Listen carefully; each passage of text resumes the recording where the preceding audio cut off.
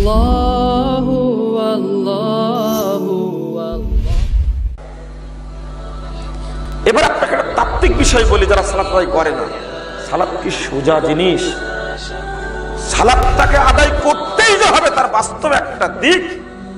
যারা সালাত আদায় করেন না, মাইকের আওয়াজ যাচ্ছে, আগামী ফজর থেকে আপনাকে সালাত আদায় করতেই হবে, সেই দাবি রাখলাম। সালাত আদায় না করে আপনি মারা যাওয়ার চেষ্টা করবেন না, মরলেই জাহান্নামে যেতে হবে।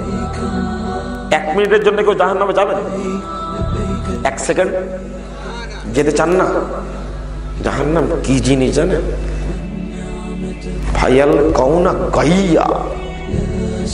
সাহাবা কেরাম বলছেন, হঠাৎ করে একটা শব্দ হলো, তো বললেন, তোমরা কি একটা শব্দ শুনলে?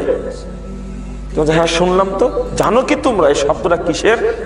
তখন বলছেন যে 70 বছর পূর্বে একটি পাথরকে জাহান্নামের মুখে ছেড়ে দেওয়া হয়েছিল।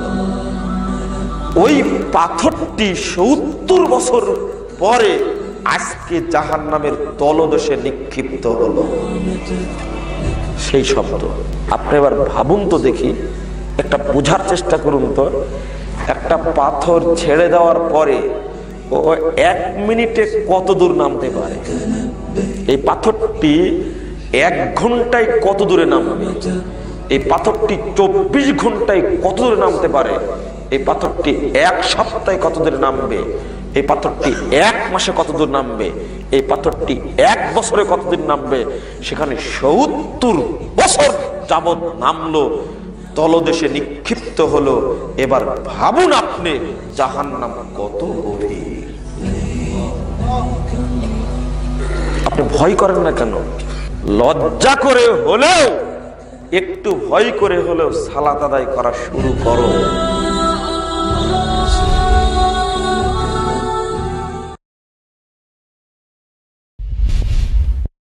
আল্লাহ।